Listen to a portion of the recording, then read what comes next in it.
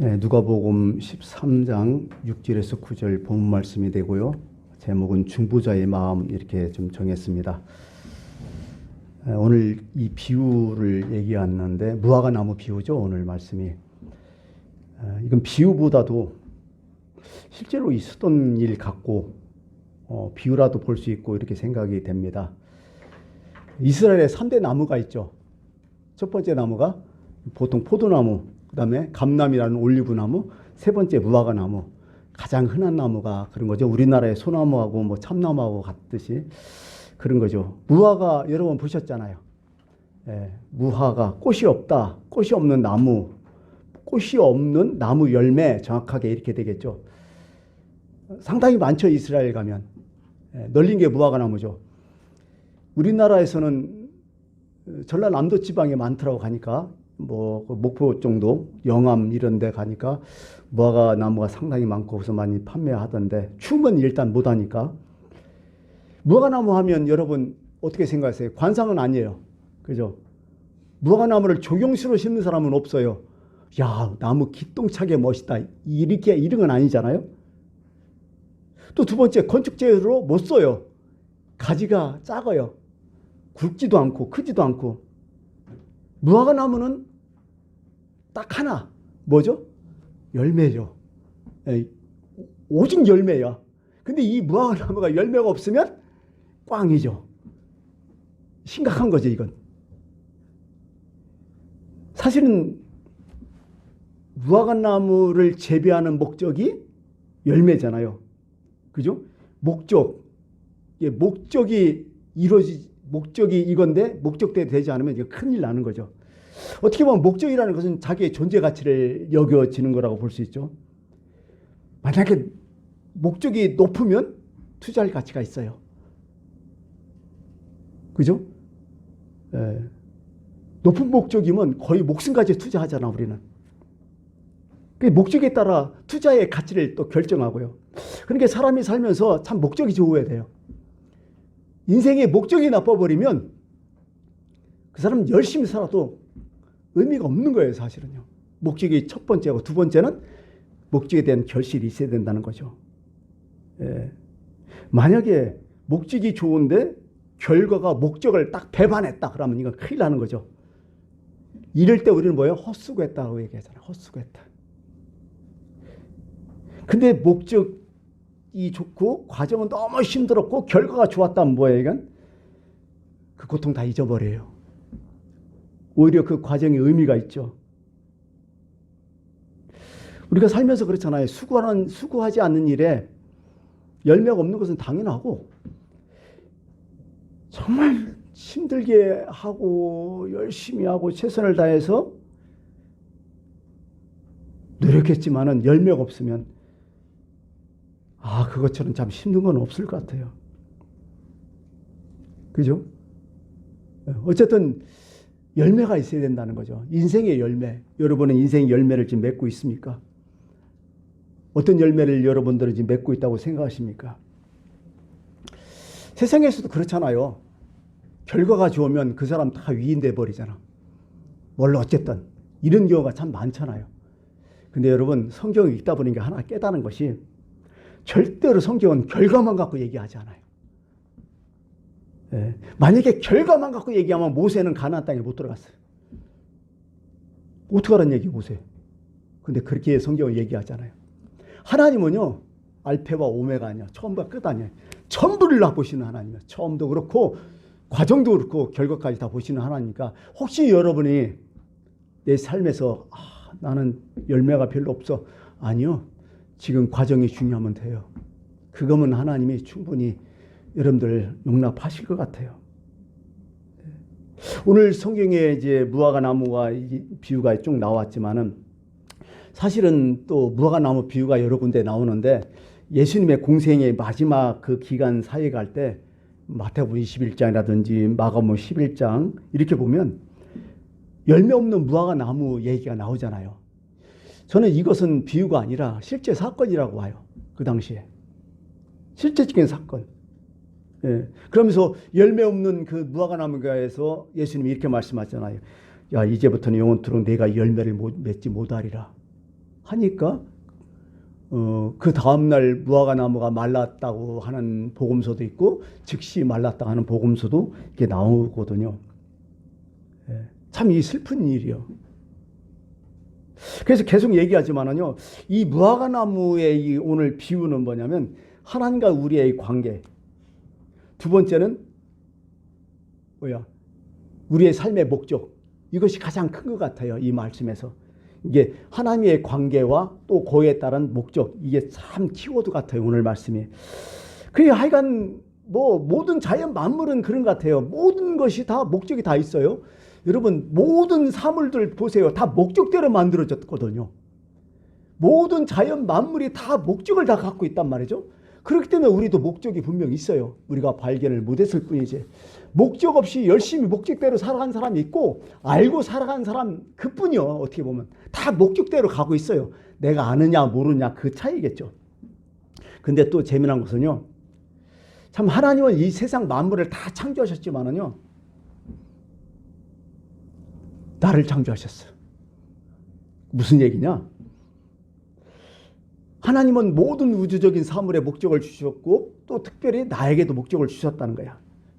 하나님은 모든 인류를 사랑하시지만 특별히 나를 사랑하신다는 거야. 12장에 읽었듯이 머리털까지 세신 바 되었느니라 나오잖아요. 그 뭘 얘기하는 거예요, 그거? 하나님은 온 세계, 온 천지를 만드셨습니다. 그래서 나보고 어쩌라고. 근데 그걸 딱 읽으면서 어떻게 했어요? 하나님 나를 사랑하시는구나. 어떻게 보면 진짜 이기적으로 생각하면 하나님 나만 사랑하시구나. 이렇게 여길 수 있다는 거예요. 너희 머리털까지 다 세신 바 되었다고. 기가 막힌 말씀이에요, 이거는.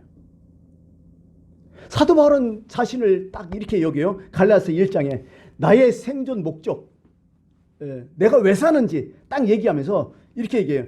나는 어머니 태로부터 나를 일단 택정하셨다. 관계거든요. 그 다음에 그 은혜로 나를 부르셨다. 소명이거든요. 그 소명, 그 목적이 뭐냐? 이방에게 복음을 전하기 위해서 나를 택정하셨다. 확실한 목적, 관계, 하나님께 어떤 사명 충분히 갖고 이분은 살았거든요. 이렇게 본다면 성경에 나온 여러분들이 잘 아는 인물들 딱 있을 거 아니에요. 정말 아브람 그죠? 야곱, 이삭 딱 나오겠고, 요셉 나오겠고, 모세 나오겠고, 여호수아 나오겠고, 때로는 뒤로 가서는 다윗 나오겠고. 이 사람들 보세요. 하나님이 뜻이 계셔서 이분들 선택하셨잖아. 그러고 이 땅에 보내시면 그들에게 목적을 다 주셨잖아. 그리고 그들은 그들 나름대로의 결과물을 만들어 놨잖아요. 어떻게 보면 이 성경을 읽어보면서 그런 사람들을 보면서 우리의 어떤 삶의 자세, 삶의 모델, 그것이 아닐까. 그들이 그렇게 살았기 때문에 우리도 그렇게 살아야 된다는 거죠. 물론 그들보다는 우리가 유명하지 않지만은 그러나 하나님은 나를 아시거든. 그렇기 때문에 가장 우리가 살면서 두 가지 오늘 말씀 키워드처럼 첫 번째, 하나님과의 나의 관계가 상당히 중요하고 또 거기에서 파생된 나의 목적이 하나님께서 주신 나에게 주신 그 목적이 너무 중요하다는 것을 오늘 성경은 이렇게 말씀을 해주고 있는 것입니다. 여러분 지금 살아있잖아요. 지금 숨을 쉬고 있잖아요. 지금 여러분 하나님의 목적이 지금도 유효기간이라는 거예요. 지금도 진행되고 있다는 얘기죠. 그래서 오늘 우리가 살아가는 그 자세는 뭐냐면 목적이 있는 시간을 지금 살아가는 거야. 그게 맞는 것 같아요. 그래서 어떻게 보면 내가 지금이라는 것이 매우 중요하다는 거죠. 세상에서 가장 중요한 게 지금이거든요. 어떤 사람은 황금보다 지금이 더 중요하다. 그렇게 얘기를 하는 거죠. 절대로 하나님 우연이라는 게 없어요. 아까 말씀했듯이 참새 두 마리가 한 아사리에 팔리는 것이 아니냐 이렇게 얘기하죠. 그 당시에 참새는 가장 하찮은 것, 있어도 되고 없어도 되는 것. 아사리는 그 당시에 가장 작은 화폐, 아주 하찮은 것 이렇게 되죠. 그렇게 팔려 나가는 거 아니냐. 그러나 아버지께서 허락 없이는 절대로 하찮은 것도 그렇게 되지 않는다. 다 하나님 아버지의 허락이 있어야만 다 된다. 하물며 하나님은 너희 머리털까지 다 세신 바 되었는데 너희를 그냥 하찮은 주제 여기시겠느냐. 성경은 그래요. 우리가 하나님의 관계에서 목적을 가지고 살아가는데 하나님의 눈에 볼 때는 하나님이 우리를 하찮은 존재로 보지 않는다는 거예요. 어떤 사람도 하찮은 존재로 볼 수가 없어요. 이게 어떻게 보면 기독교의 윤리가 여기서 나오는 거죠. 이런 마음으로 살아가는 거죠. 그래서 목적도 있어요. 창조의 목적과 섭리의 목적이 있다는 거죠. 그 무슨 얘기냐? 예레미야서 33장 3절을 보면 이런 말씀이에요. 이를 행하시는 여호와, 그것을 만들어 성취하신 여호와가 이르노라. 딱 이런 말씀이 있어요. 너는 내게 부르짖다 하면서 행하시는 여호와, 그걸 성취하시는 여호와. 무슨 얘기냐? 하나님 우리를 이 땅에 태어나게 하셨던 것도 하나님의 섭리였고 뜻이었고, 또 그 섭리 살아가는 과정에도 하나님께서 개입하시고 우리를 조정하신 것도 하나님의 섭리였다는 거죠. 그리고 마지막 만물이 하시는 것도 하나님의 섭리였다는 거죠. 여러분들 마음대로 사는 것 같아도 우열이라는 게 없다는 거예요. 성경은 다 하나님 알고 계시다는 거예요. 처음부터 끝까지 다 알고 계시다는 거죠. 은사로 투자하시고, 때로는 훈련하시고, 때로는 일거수일투족을 간섭하시고, 그렇게 해서 여러분들의 집까지 이끌어 오셨다는 거죠. 그런데 마지막에 열매가 없을 때는 하나님도 속상하신 거예요. 입만 무성하고 말만 무성하고 허세만 가득하고 아무런 열매도 없이 폼만 내다가 그렇게 인생을 마무리 짓는다면 그건 헛된 인생이겠죠. 헛수고겠죠. 무화과나무는 특징이 있잖아요. 아까 얘기했듯이. 그죠? 무화과 얘기했지만은 사실 우리는 그 무화과 딱 자르면 어떻게 돼요? 그 안에 뭐예요? 꽃이 나오잖아요. 어떻게 보면 그걸 과육을 먹는 거고, 그 껍데기는 그 사실 꽃받침이거든요. 두 번째는요, 사실 그 당시에 그 무화과나무는 잘 안 갖고도요, 잘 자라요. 생명력이 강해요. 무화과는 신기하게. 특히 그 중동 지방에 무화과나무는 야생이 흔해요. 참 많은 나무야. 그러고요, 야생이라 뿌리가 너무 깊게 내려갔고요, 다른 작물과 같이 심어 놓으면요, 걔네들이 다 이겨버려. 뿌리가 하도 그냥 심하게 뻗치니까. 절대로 포도와 무화과나무 못 심어요. 포도 난리나. 근데 오늘 말씀 보니까요, 이렇게 돼요. 포도원에 무화과나무를 심었다는 게 이해 안 갔어요. 솔직히 읽다가. 말이 안 되는 거예요, 이건요. 포도원에 있는 무화과를 뽑아내고 포도나무를 심어야 맞아요, 이건. 근데 어떻게 해요? 포도나무가 아니라 무화과를 심었다는 거예요. 그래서 오늘 이 말씀을 읽다가, 뭐야, 이거 왜 이렇게 말씀하셨지? 하니까, 여기서 무화과를 심었다는 것은 엄청나게 특별한 목적이 있다는 거야, 무화과에 대해서. 하나님의 정말 대단한 그런 게 있다는 거야. 그러면서 느낌이 뭐야? 그게 나였구나. 그렇지 않아요? 말도 안 되는 거 아니야, 이건 진짜. 무화과를 뽑아내야 될 거, 거기다 포도나무를 심어야 될 곳에 오히려 거꾸로 됐다는 거야. 이게 우리의 지금 존재 가치라는 거야, 성경은. 왜 이런 우리의 존재 가치를 모르고 우리는 살았을까? 세상에서 이리 치고 저리 치고 그냥 구박받고 뭐 어쩌고 막 이렇게 하다 보니까 내가 하찮은 존재를 여길 수가 있어요. 그러나 하나님 눈에서는 여러분들은 존재 가치는 엄청난 거야. 그 좋은 포도나무를 뽑아서 무화과나무를 심을 정도로 하나님은 여러분에게 엄청난 존재 가치를 지금 주고 있다는 거예요. 그것을 분명히 좀 알았으면 좋겠습니다. 근데요, 또요, 웃기는 것이 무화과나무는요, 사실 그 당시에 국민 간식이었어. 모든 열매는요, 다 익어야 먹을 수 있잖아요. 안 익으면 진짜 먹기 힘들잖아, 모든 게. 근데 무화과는요, 좀 덜 익어도 먹을 수 있다는 거야. 맛은 좀 덜 하겠죠. 완전히 완숙된 것보다는. 덜 익어도 그래도 먹을 수 있는 게 많다는 거야. 무화과는 그런 존재라는 거죠. 죄송한데요. 저는 무화과 많이 먹어봤어요. 네. 그래서 이 무화과라는 것은요, 사실은요, 꼭 완숙된 것만 필요한 게 아닌 거야, 어떻게 보면. 그래서 저는 그런 생각에서 이 말씀을 통해서 뭐냐면, 우리는요, 어떤 열매할 때는 엄청나게 크고 좋은 거, 막 극상품, 대결 1등급, 이거 생각하는데요, 하나님은 그게 아닌 거예요, 내가 보니까. 괜찮다. 네가 네 위치에서, 네 수준에서 열심히 노력해서 그만큼만 열어면 충분하다, 나한테는. 그 얘기를 좀 하는 거예요.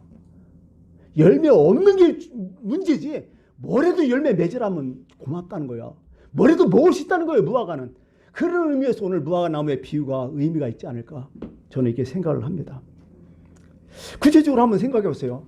3년 동안 무화과를 심었어요. 정말 특별히 심었어요. 근데 뭐예요? 안 연 거예요, 열매가. 이 포도원 주인 입장에서는 속상하죠. 그래서 과언직이 부르는 거죠. 과언직이 불러갖고 야 이게 3년이나 내가 기다려갖고 먹으려고 했는데 계속 무화과가 열리지 않았다. 이거 뽑아버렸으면 좋겠다고 얘기를 해요. 그랬더니 과언직이가 농부가 뭐예요? 1년만 더 기다려주시죠. 내가 더 열심히 해서 한번 해보겠습니다. 이런 거죠. 여러분 여기서 3년이라는 것은요. 어떤 의미일까요? 딱 두 가지로 해석이 돼요. 첫 번째 이것은 하나님의 인내와 또 하나님의 한계를 얘기해요. 하나님은 참으신다는 거야. 근데 참으실 때 어떻게 하는 거야? 분명히 한계를 갖고 참으신다는 거야. 하나님은. 십자가의 의미도 그래요. 십자가는 딱 뭐예요? 십자가는 하나님의 은혜, 인내도 있지만 하나님의 한계도 표현된 거예요. 어쩔 수 없이 예수님은 돌아가시게 하잖아요. 재림도 그런 의미였어요. 재림도 계속 지원하잖아요. 계속 안 오잖아요. 그것도 하나님의 인내거든요. 근데 어느 순간에 하나님의 한계가 있다는 거야. 오신다는 거야. 그게 재림의 의미라는 거죠. 그래서 오늘 이 말씀을 통해서 하나님 우습게 보지 말라는 거야. 계속 참으신다고? 계속 내버려 둔다고? 원래 하나님 그런 분이요. 신경 쓰지 마. 하나님은 내가 잘못했어도 아무 소리 안 해. 여러분 큰일 날 소리예요 이거. 성경은 이렇게 얘기해요. 갈라디아 6장 7절에 스스로 속이지 말라. 착각하지 말라. 하나님을 업신여김을 받지 아니하시나니 사람이 무엇으로 심든지 그대로 거둔다. 하나님은 무진장히 논리적이고 계산적인 분이다. 기본을 얘기하시는 거죠. 인내의 한계 3년이란 말이죠. 또 하나님의 인내의 특징이 뭔지 아세요? 한번 종합했어요. 하나님의 인내의 특징이 뭔가 한번 종합했어요. 첫 번째, 죄인에 대해서는 참아주셔요. 진짜. 근데요, 교만한 놈은 절대 못 참아. 하나님은. 성경에 다 그렇게 나오는 거야. 교만한 사람한테는 절대로 하나님 못 참아요. 죄인은 참아주셔요. 두 번째는 뭔지 아세요? 하나님을 잠시 떠나서 나갔던 사람들은 기다려주지만은요. 근데 하나님을 믿는다면서 하나님 우습게 여기는 사람은 절대로 우습게 진짜 하나님 못 참아요. 이건. 우리일지도 모르겠어요. 이건. 하나님 안 믿고 교회 안 다니는 사람 있잖아요. 그건 기다려요. 참아줘요. 탕자처럼. 근데 믿는다 하면서 하나님 우습게 여기면서 하나님 이용해 처먹는 인간들 있잖아. 절대로 하나님 내버려 안 둬요. 이건. 박살나는 거죠. 이건. 세 번째에 연결될 수 있어요. 하나님을 수단하는 사람도 있어요. 우상 섬기는 거 하나님 참으셔야 내 보니까. 어지간하면 참으셔요. 불쌍히 여기고 돌아오길 바라고. 근데요. 자신의 이익을 위해서 하나님을 수단화하고 하나님의 거룩함에 정면 도전하는 건 못 참아요. 내가 보니까. 그게 하나님의 인계의 한계더라. 내가 보니까. 여러분 오늘 특별히 농부의 마음을 한번 생각해 보세요. 저는 그래서 오늘 제목이 뭐냐면 중보자 마음을 이렇게 정했는데요. 그 농부는 예수님 아니에요 지금? 그죠? 아까 얘기했지만 하나님은 3년 딱 할 때 하나님 적시 확실하게 합리적이고 또 하나님 논리적인 분이다. 여러분 신앙이요 합리적이고 논리적이어야 돼요. 엉뚱하게 되면 안 돼요. 그러나 여기서 한 가지 돼요. 예수님께서 플러스 알파가 있어요. 하나님 입장에서는 신문대로 거두는 분 상당히 논리적으로 합리적인 분이요. 근데 플러스 알파가 뭐예요? 예수 그리스도라는 거예요. 그 사랑이 우리에게 있다는 거예요. 하나님이 무조건 논리적으로 합리적이면 우리 다 죽었어요. 그런데 예수님이 있기 때문에 아직도 우리는 건재하고 지금 살아있다는 얘기죠. 예. 너무 간단하잖아요. 비유로 딱 지금 뭐예요? 포도주인은 하나님이고 여기서 과수원지기는 뭐예요? 예수님이고 열매 없는 것은 우리잖아요. 예. 성경에 좀 얘기하지만은요. 우리가 우리 힘으로 지금 살아가는 게 아니야. 어떻게 보면 그분의 힘으로 우리는 살아가는 거야. 그분의 중보로 우리는 어떻게 버티고 있는 거라는 거죠. 그래서 우리를 향하신 그 예수님의 마음을 좀 읽으면서 기억하면서 여러분들이 살았으면 참 좋겠습니다. 그래서 한번 중보자 예수 그리스도에 대해서 한번 정의를 좀 해봤어요. 한 세 가지. 여기 보니까요. 무화과나무가 일단 열매를 맺지 못하니까 그 과손지기의 입장에서는 어떻게 하냐면 이것은 생리적인 게 아니라 이것은 뭐 병리적인 현상으로 딱 봤어요. 무슨 얘기냐면 이런 얘기예요. 원래부터 열매 없는 무화과나무가 아니라는 거예요. 예수님 입장에서는. 이것은 뭔가 병이 들었던지 문제가 있어서 이런 거니까 좀 과손지게 좀 참아달라고 이렇게 얘기하는 거예요. 예수님이 보시는 우리를 그렇게 예수님이 보신다는 거야. 너는 원래부터 싹수가 그런 놈. 그렇게 예수님은 절대 여기지 않는다는 거죠. 다시 말해서요. 뒤바꾼 뭐예요? 예수님은 우리에 대한 소망을 절대로 잊어버리지 않는다는 거예요. 절대로 기대를 포기하지 않는다는 거예요. 예수님은. 그 얘기를 오늘 성경을 이렇게 쭉 하고 있는 거죠. 그 요한복음 5장에 보면 베다스다 연못에 있는 38년 된 병자 있잖아요. 38년 된 딱 나왔길래 저는 마음이 그래요. 평생을 이렇게 산 사람 아니에요. 38년이면. 그 당시에 기대 수명이 40년도 안 됐으니까. 38년이면 평생 진짜 자기 병을 낫기 위해서 베다스다 연못에서 그 주변에서 계속 평생 이렇게 살았다는 거야. 이 사람 마음을 얘기하는 거예요. 아, 이 사람은 끝까지 기대를 하고 있었구나. 끝까지 버티고 있었구나. 예수님이 물으시잖아요. 뭘 물으셨어, 이 사람한테? 네가 낳고자 하느냐? 이렇게 물으셔요. 아, 당연한 거 아니야. 근데 예수님이 실차떡 물으셔요. 네가 38년 동안 누워있는데 아직도 네가 낳고자 하느냐? 이렇게 딱 물었잖아요. 그랬더니 그 사람이 지금까지 겪었던 38년의 일들을 한꺼번에 얘기를 다 하잖아요. 내가 먼저 들어가려고 했는데 다른 사람이 들어가서 내가 이 모양 이 꼴 됐다 하면서 오늘 예수님이 38년 된 병자에게 묻듯이 이렇게 물으실 거예요.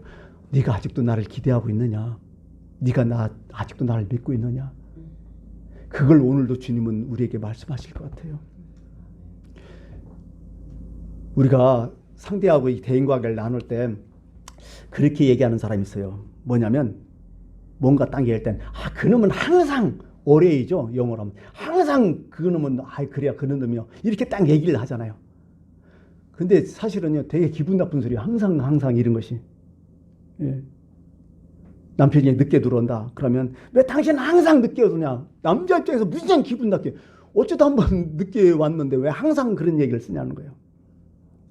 이런 것들이죠. 그 대신에 어떤 말을 써요? 어쩌다 이런 말을 써야 돼요. 예수님의 눈에는요. 지금 3년 내에서 무화과 나무 열매가 없는 나무한테 항상 얘기 안 했잖아요. 어쩌다 그렇게 됐구나. 자 보세요. 자기 자녀가 있어요. 어디서 이제 사고치고 들어왔어요. 자녀를 얘기할 때는 이렇게 얘기하죠. 너는 왜 항상 그 모양 그 꼴이냐 하면 그 자녀 망치는 거예요. 딴 사람 그렇게 할 수 있어요. 근데 자기가 놔놓고 그렇게 딱 얘기하는 거죠. 실수하면 원래부터 너는 싹수가 노란 놈이요. 본래 너는 지가 그런 놈이야. 이렇게 하면 그 자녀 박살나잖아요. 근데 사랑하는 어머니는 뭐라고 해요? 피치 못할 사정이 있어서. 아니면 친구를 잘못 만나서 뭐 그럴 사정이 있어. 이렇게 얘기하잖아요. 그게 예수님의 마음이라는 거예요. 절대로 우리에게는 항상 원래 본래 그런 얘기 안 썼다는 거예요. 여기. 병리적인 형상이라는 거예요. 기대를 갖고 계시는 거예요. 예수님이. 또 두 번째는 책임지시는 예수님을 전 느껴왔어요. 뭐냐면 내가 1년 열심히 노력해갖고 다시 한번 기회 달라고 연대 보증을 지금 하고 있는 거예요. 함께 내가 이 무화과와 함께 책임지고 함께 심판을 받겠다고 얘기하는 거예요. 지금 과원지기가 3년 동안 잘못해서 잘했어요? 잘못한 게 하나 없어요. 왜? 포도원 주인은 과원지기 탓하지 않았어요. 왜? 할 만큼 했다는 거예요. 과원지기는. 근데 무화과 나무가 문제라는 거예요. 그럼에도 불구하고 이 과원지기는 그러잖아. 내가 마지막 연대보증 쓰겠다. 1년만 더 참아달라. 바로 이런 마음이 예수님의 마음이에요. 모세가 있잖아요. 모세가 그렇게 훌륭한 이유가 뭔 줄 알아요? 이스라엘이 그렇게 원망하고 잘못했잖아요. 그때 뭐예요? 하나님께서 이 백성 다 멸하고 다시 내가 나라를 공격하겠다 하니까 모세가 말해요. 참아달라고, 용서해달라고. 차라리 생명책에서 내 이름을 좀 지워달라고. 이런 마음이 너무 소중한 거 아니에요? 진정 사랑한다면요. 다른 사람이 잘못했을 때 그게 내 탓인 줄 알아. 내가 잘못해서. 예수님 마음이 그런 거예요. 분명히 우리가 잘못했는데 예수님은 내가 더 열심히 노력해야 되는데 내가 더 보살펴야 되는데 내가 거름 더 줘야 되는데 이런 마음이었다는 거예요. 지금도 예수님이 우리한테 그렇게 여기고 있는 거예요. 지금. 그래서 한 번만 더 기대를 달라고. 같이 하겠다고. 포도나무 비유에서 가장 중요한 게 그런 것 같아요. 저는 중보자의 마음 같아요. 예수님의 마음. 아직도 여러분들 예수님의 마음을 알고 계십니까? 참 그런 것 같아요. 사람은 그 능력을 10분의 1밖에 써먹지 못한다네요. 평생. 예. 완전히 못 써먹는데요. 근데 어떤 때 그 사람의 능력이 나타나냐? 급할 때는 나타난대요. 평소 때는 무거운 거 못 드는 사람이 갑자기 급하면 막 무거운 거 그냥 들어버리잖아요. 자도 모르게 막 들어버린다고 하잖아요.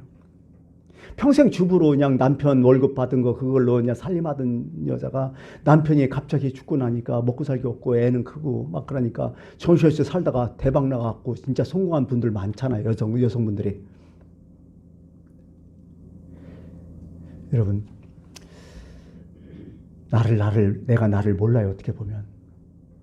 내가 살아보니까 나는 이 정도뿐이 안 된다고 자꾸 여길 때가 많아요. 근데 하나님 볼 때는 그렇게 아닌 거예요. 다 알잖아요. 언제 사람이 힘을 내는 줄 알아요? 사랑을 느낄 때 힘을 낸대요. 감격을 할 때 힘을 낸대요. 그 사랑의 농도가 감격 아니에요? 그게 믿음이라고 생각해요. 여러분, 믿음을 뭐라고 생각해야 돼요? 하나님께 대한 감각이거든요. 그 감각은 뭐냐면 사랑의 농도를 또 나타내거든요. 내가 아무리 하나님 사랑합니다 해서도요, 그 하나님에 대한 감각을 주는 그 사랑하지 않는 거예요.